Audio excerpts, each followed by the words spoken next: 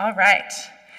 Let's go ahead and make this event official with a proclamation by the Halifax Old Town Crier, Will Brewer. Will Brewer hails from Fredericton, New Brunswick. He was named the official Halifax Old Town Crier in 2018 when he was in his early 30s.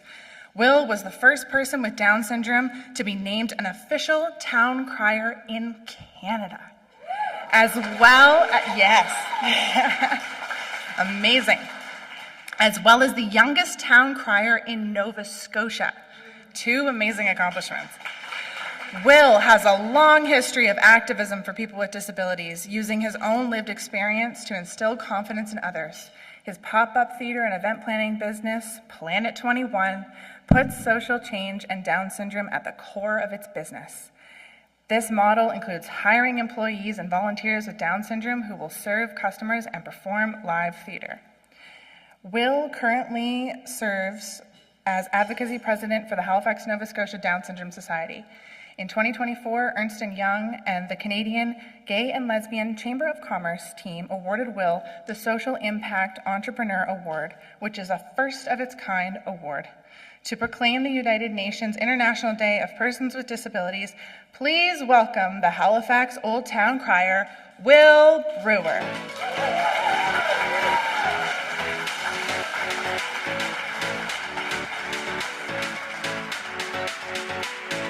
Will is wearing a traditional Old Town Crier uniform or outfit. I have been given permission to describe him this way. Some children say that he looks like a pirate.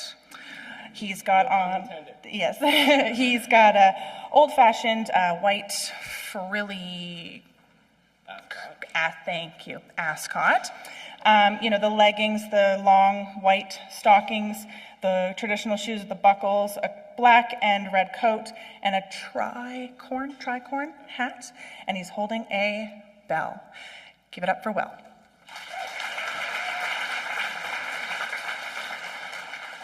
Before I do the official proclamation, the guy who inspired me to answer your question, Amy, was actually your Executive Director of Teamwork, Marcus Davidson.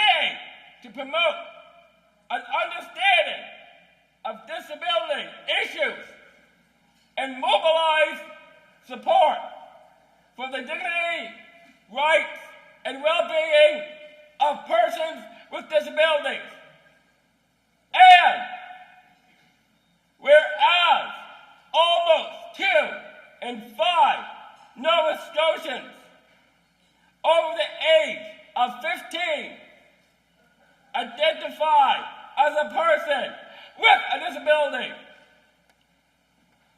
And whereas we gather here today to acknowledge the historical challenges, the current initiatives, and the future of full participation of persons with disabilities.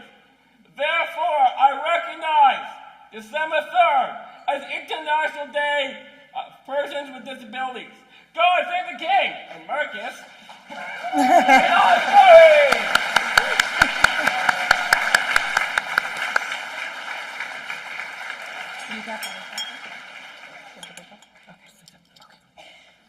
By the way, I won the 150th champion for Town Crier.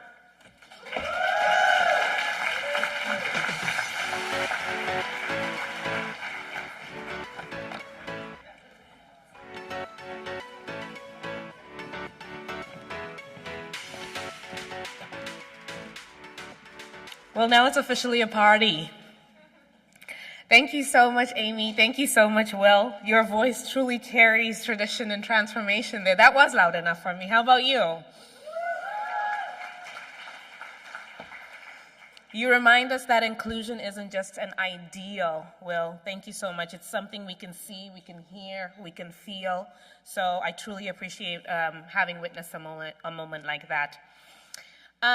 To bring official greetings from the Province of Nova Scotia, we have a video message from Nova Scotia's Attorney General and Minister of Justice, the Honourable Scott Armstrong. Hello everyone, my name is Scott Armstrong, and I'm the Nova Scotia's Attorney General and Minister of Justice.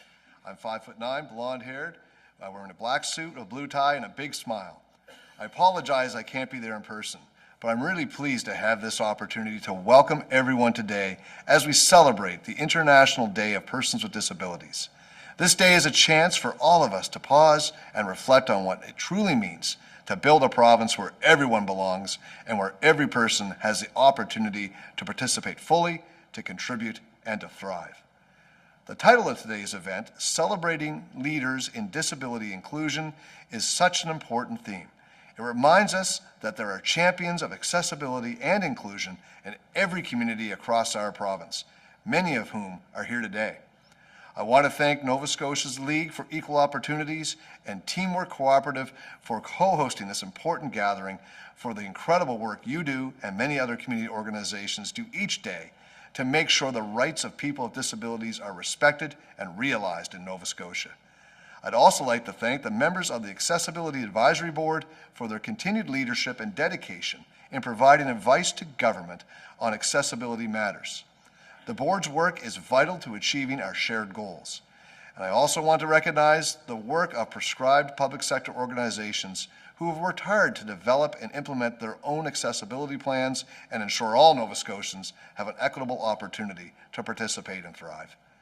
An inclusive and accessible Nova Scotia benefits all of us, because when everyone has the chance to reach their potential, our whole province grows stronger. On behalf of our Premier Tim Houston and our government, I'm proud to support this work, and I'm very optimistic about what we will accomplish together.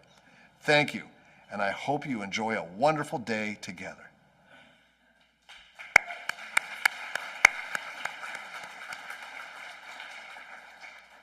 And now to bring official greetings from the Halifax Regional Municipality, please welcome Councillor Cathy Deagle Gammon.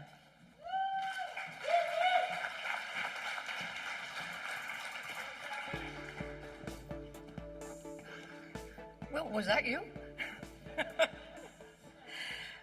Good morning, everyone. Thank you so much for the opportunity to be here today. I'm the councillor for District 1, Waverley, Fall River, and Musquodoboit Valley, 42 beautiful communities in between. I stand at 5'2". Physically, in my mind, I am 6'5". I have short blonde hair, I wear glasses, black dress pants, a black top, and I tried to find my most celebratory blazer that I could find, so a red holiday plaid. Some of you are familiar to me, some are not. I might be familiar to some of you and some not. So I've spent 40 years before becoming a municipal councillor working for and with people with disabilities. So this room is so familiar to me, and I absolutely celebrate all of you today. You are the leaders. You are the people who do make the change.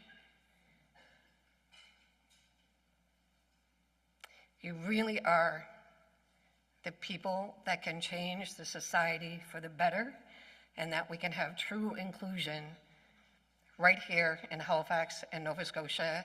And as the speakers had said previously, that throughout Canada we can start and be the change that everybody needs to have. I am thrilled that Mayor Fillmore could not be here today so that I could be, and to read the proclamation for the International Day of Persons with Disabilities, December 3rd, 2025.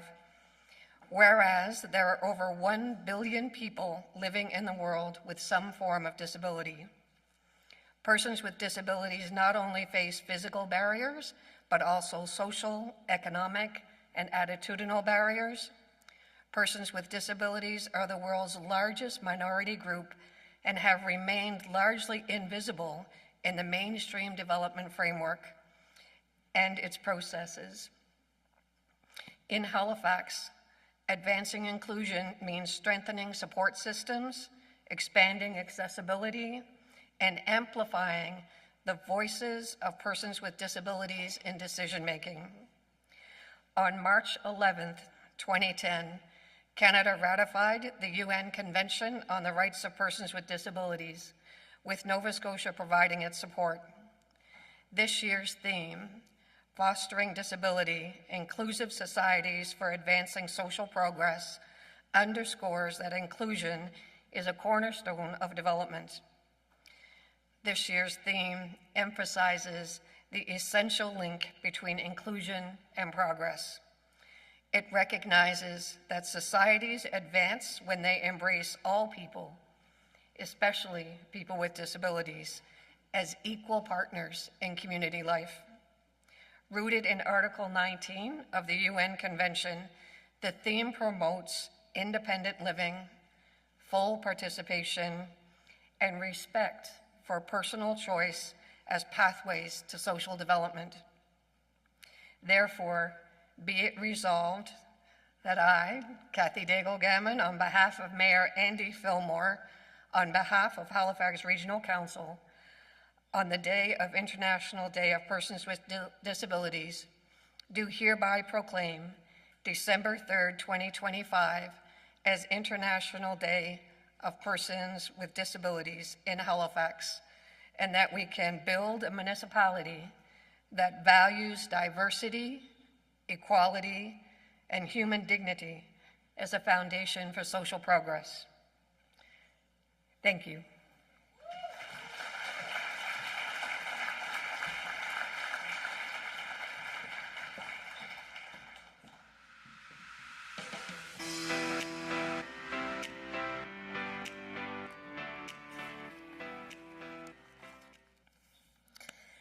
Thank you so much, Councillor Deagle Gammon.